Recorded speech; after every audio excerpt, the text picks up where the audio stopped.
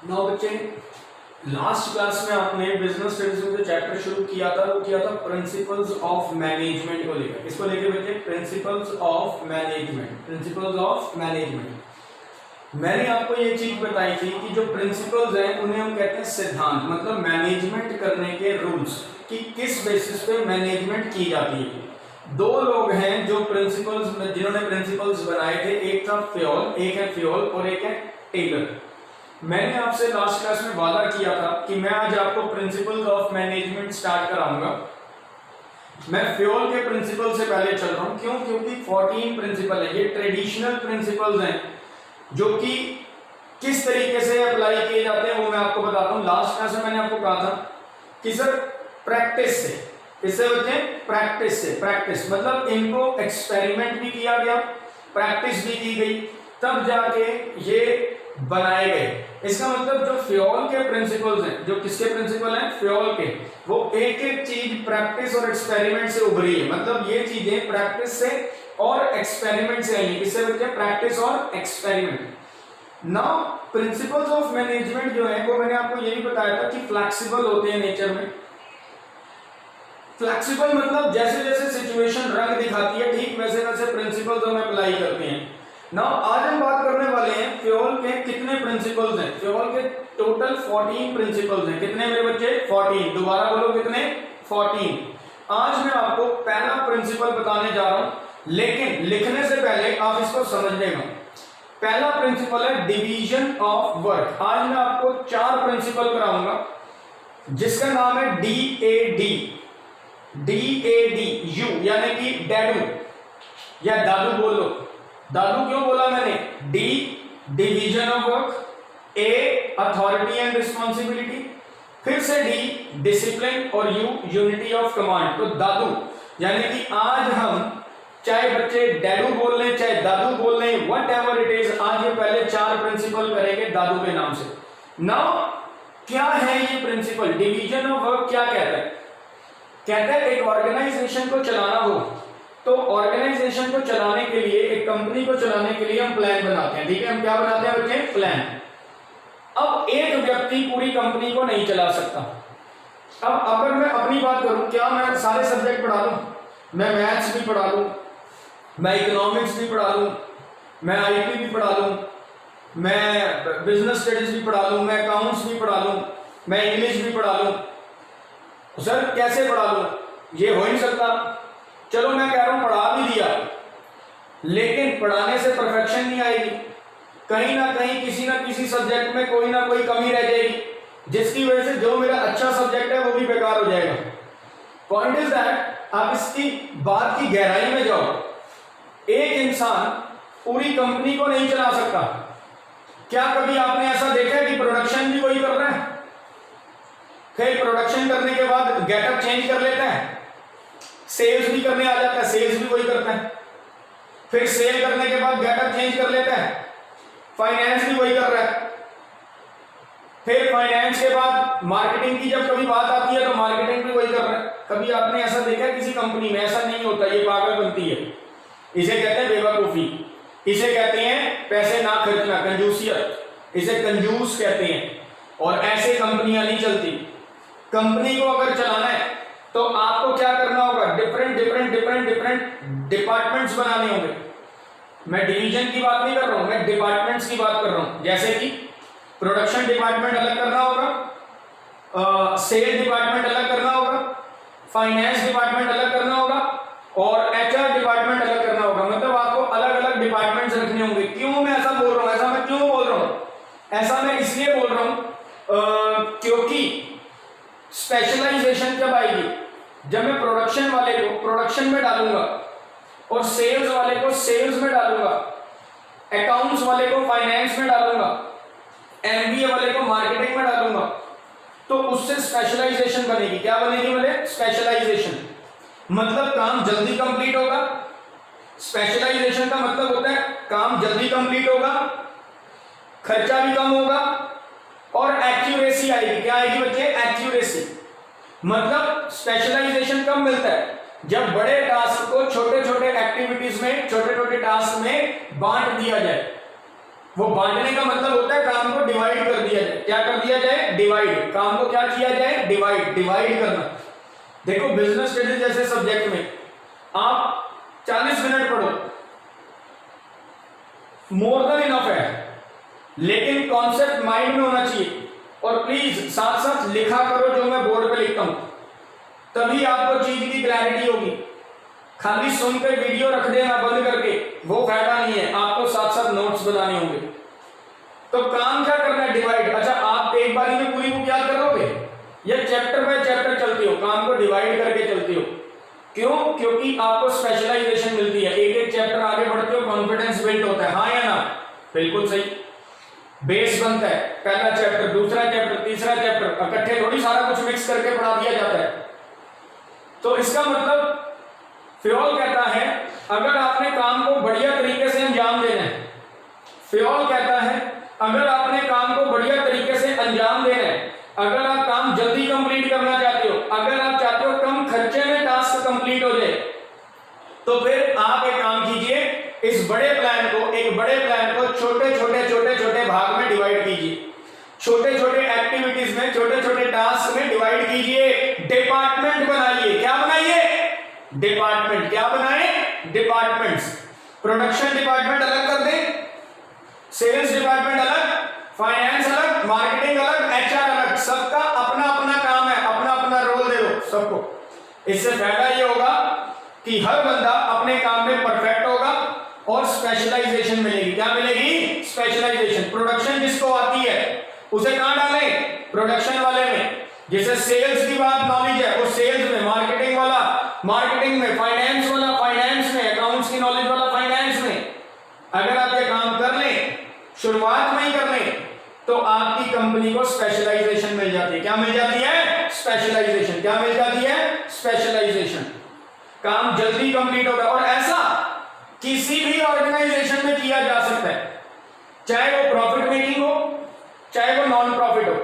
मैं बात करता हूं चाहे कंपनी की, चाहे स्कूल, चाहे कॉलेजेस की, चाहे हॉस्पिटल की, चाहे गवर्नमेंट कंपनी हो, चाहे पब्लिक कंपनी हो, whatever it is, division of work applied in all kinds of organization, चाहे वो प्रॉफिट मेकिंग हो, चाहे वो नॉन प्रॉफिट हो। तो मेरे बच्चे, पहला प्रिंसिपल फ्योल का क्या हुआ? Division of work. क्या हुआ बच्चे? Division of work. अगर आप बढ़िया काम करना चाहते हो, अगर आप प्रोड्यूस ज्यादा करना चाहते हो, तो काम को डिवाइड करो। इसका मतलब अगर आप प्रोडक्टिविटी चाहते हो, अगर आप चाहते हो कि कम पैसे लगाकर ज्यादा आउटपुट मिल जाए, जल्दी मिल जाए, तो फिर काम को डिवाइड करना सीखो। काम को क्या करो? डिवाइड करो छोटे छोटे टास्क में, डिपार्टमेंट्स बना के। क्या बना के? डिपार्टमेंट्स। प्रोडक्शन अलग, सेल्स अलग, मार्केटिंग अलग, एचआर अलग, फाइनेंस अलग। इससे स्पेशलाइजेशन मिलेगी। और दूसरी चीज, किसी भी प्रकार की ऑर्गेनाइजेशन में आप इसे इस्तेमाल कर सकते हो।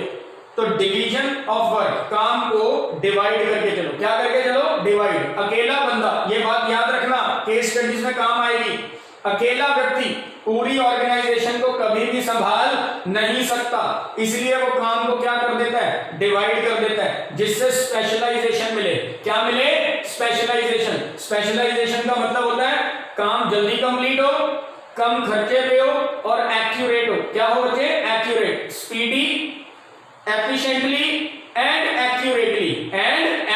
वर्ड है स्पीडी, काम जल्दी कंप्लीट हो, एफिशिएंटली, कम खर्चे पे ज्यादा आउटपुट मिले, एंड एक्यूरेटली, बिल्कुल सही कंप्लीट, जैसा सोचा था वैसा हो। ये किसी भी ऑर्गेनाइजेशन में किया जा सकता है, चाहे वो प्रॉफिट मेकिंग हो, चाहे वो नॉन प्रॉफिट मेकिंग हो। तो मेरे बच्चे, अब आपके मेरे पीछे जो बोर्ड आप देख रहे हो, इस पे ये मैंने थ्योरी लिखी हुई है, मैं आपको रीड करके दिखाता हूं। सर, पहला वर्ड है डिवीजन ऑफ वर्क। अगर आप ज्यादा प्रोड्यूस करना चाहते हो और बढ़िया बनाना चाहते हो चीज, कम एफर्ट लगा के प्रोड्यूस ज्यादा, काम को डिवाइड करो। एफर्ट्स कम लगाने हैं, ज्यादा प्रोड्यूस करना है, काम को डिवाइड करो। पूरी ऑर्गेनाइजेशन में आप ये काम कर लो, काम को छोटे छोटे टास्क में बांट लो। इससे क्या मिलेगी? स्पेशलाइजेशन। क्या मिलेगी बच्चे? स्पेशलाइजेशन। और इसको आप किसी भी प्रकार की ऑर्गेनाइजेशन में यूज कर सकते हो, चाहे वो प्रॉफिट मेकिंग हो, चाहे वो नॉन प्रॉफिट हो, चाहे वो क्या हो? नॉन प्रॉफिट, चाहे वो प्रॉफिट मेकिंग हो चाहे वो क्या हो नॉन प्रॉफिट। ये आप नोट डाउन कीजिए पहले बैठ के, फिर मैं आपको दूसरे प्रिंसिपल पे लेके जाऊंगा, अथॉरिटी एंड रिस्पॉन्सिबिलिटी पे।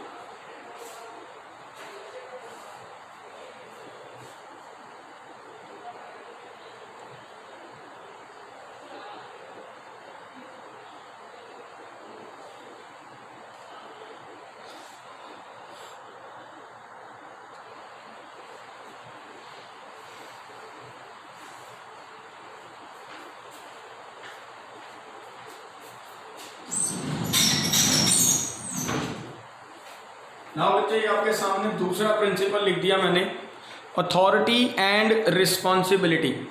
अथॉरिटी एंड रिस्पॉन्सिबिलिटी पहले मैं समझाता हूं, फिर नोट कर लेना आराम से। कहते हैं फ्योल ने दूसरा प्रिंसिपल क्या समझाया, अगर आप किसी को अथॉरिटी देते हो, जैसे प्रोडक्शन वाले को, प्रोडक्शन मैनेजर को मान लो हमने अथॉरिटी दे दी कि भाई देख 100 यूनिट्स एक हफ्ते में हमें चाहिए, हमने उसे अथॉरिटी दे दी ऑर्डर देने की, हमने उसे अथॉरिटी दे दी कि भाई अपने नीचे जो एम्प्लॉय तेरे काम कर रहे हैं उनसे तू काम कैसे निकलवाएगा वो तेरे ऊपर है, हमें 100 यूनिट चाहिए एक हफ्ते के अंदर अंदर। हमने ये जिम्मेवारी प्रोडक्शन मैनेजर को दी। अब प्रोडक्शन मैनेजर को मान लो हमने जिम्मेवारी दे दी, मैं आपको एक चीज बता रहा हूं सुनना, रिस्पॉन्सिबिलिटी क्या दे दी कि 100 यूनिट जो है वो मुझे चाहिए। अब प्रोडक्शन मैनेजर को पावर नहीं दी, प्रोडक्शन मैनेजर को पावर नहीं दी। अब आप बताओ प्रोडक्शन मैनेजर क्या ये ऑर्डर पूरा कर पाएगा? सर उसके जो वर्कर है वो उसकी बात सुनते ही नहीं है।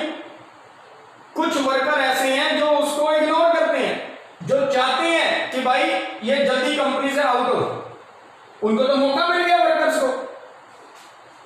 अब प्रोडक्शन मैनेजर को आपने रिस्पॉन्सिबिलिटी तो दे दी बट अथॉरिटी नहीं दी कि वो कोई एक्शन ले सके या कोई स्ट्रिक्ट रूल अप्लाई कर सके। उसको कम से कम अथॉरिटी तो दे देते, खाली जिम्मेवारी देके छोड़ दिया।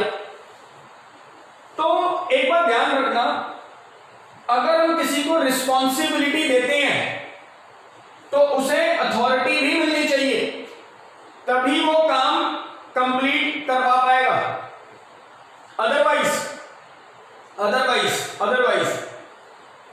वो कुछ नहीं कर पाएगा, वर्कर उसकी सुनेंगे नहीं, टास्क कंप्लीट होगा नहीं, तो सारी की सारी गालियां या जो डांट है वो प्रोडक्शन मैनेजर को खानी पड़ेगी।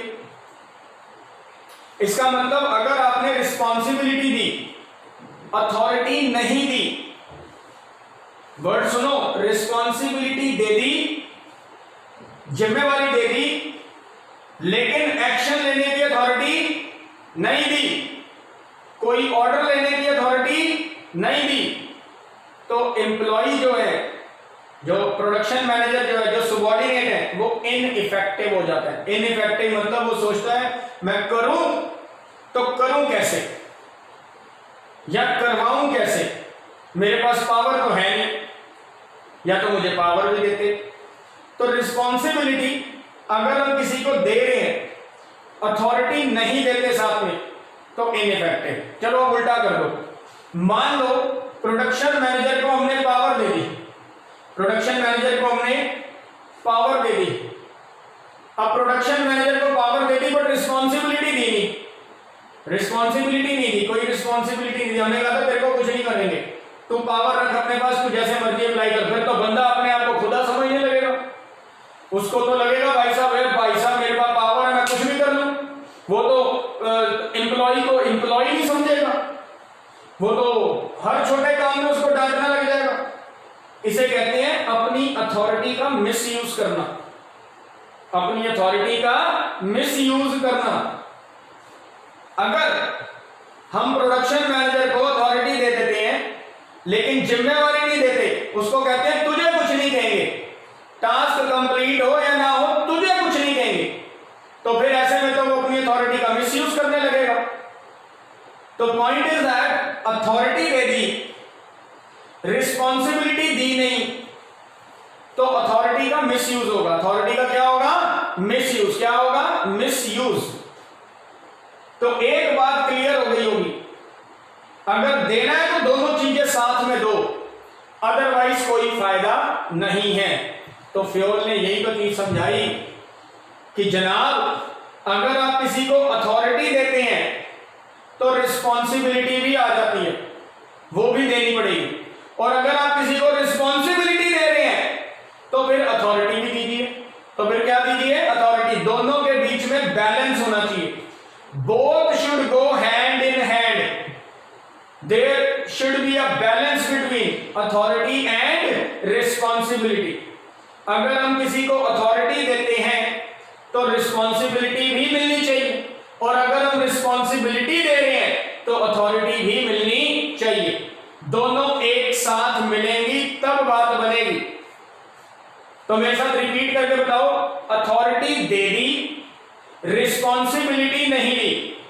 अथॉरिटी दे दी, रिस्पॉन्सिबिलिटी नहीं दी तो मिसयूज होगा। क्या होगा बच्चे? मिसयूज।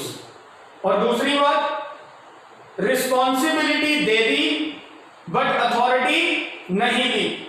रिस्पॉन्सिबिलिटी दे दी, ये वर्ड ध्यान से सुन लेना, रिस्पॉन्सिबिलिटी दे दी बट अथॉरिटी नहीं दी तो सबऑर्डिनेट इनइफेक्टिव रहेगा। उसे समझ ही नहीं आएगा कि मैं करूं तो करूं कैसे। इसका मतलब अथॉरिटी और रिस्पॉन्सिबिलिटी में बैलेंस होना चाहिए। अथॉरिटी का मतलब आज होता है राइट टू गिव ऑर्डर, कि आपके पास पावर है, आप कोई भी निर्णय, कोई भी ऑर्डर पास कर सकते हो, कोई भी रूल एंड रेगुलेशन तैयार करके इंप्लीमेंट कर सकते हो। इसका मतलब आपको ऑर्डर देने की छूट, पावर दी गई है। क्या दी गई है? Power. Right to give order, right to give order. और रिस्पॉन्सिबिलिटी का मतलब होता है ऑब्लिगेशन, कंधों पे भार दिया गया है कि आपको वो ऑन टाइम पूरा करना है। ऑन टाइम क्या करना है? पूरा। मजा तब आता है जब आपको पावर दी और साथ ही आपके कंधे पे रिस्पॉन्सिबिलिटी दे दी, तब मजा आता है। पावर को इस्तेमाल करके टास्क को टाइम पे कंप्लीट करना। वर्ड सुनो, पावर को इस्तेमाल करके, लाउडली बोलो वीडियो देखते देखते, पावर को इस्तेमाल करके, पावर को यूज करके टास्क को ऑन टाइम कंप्लीट करना। टास्क को ऑन टाइम क्या करना? कंप्लीट। ये है authority and responsibility. Authority and responsibility, authority and responsibility. तो there should be, must be, बल्कि balance between authority and responsibility. दोनों में कंप्लीट बैलेंस होना चाहिए। दोनों में कंप्लीट बैलेंस होना चाहिए। यहां तक पॉइंट क्लियर है मेरे बच्चे? ये दो प्रिंसिपल अब नोट डाउन कर लो।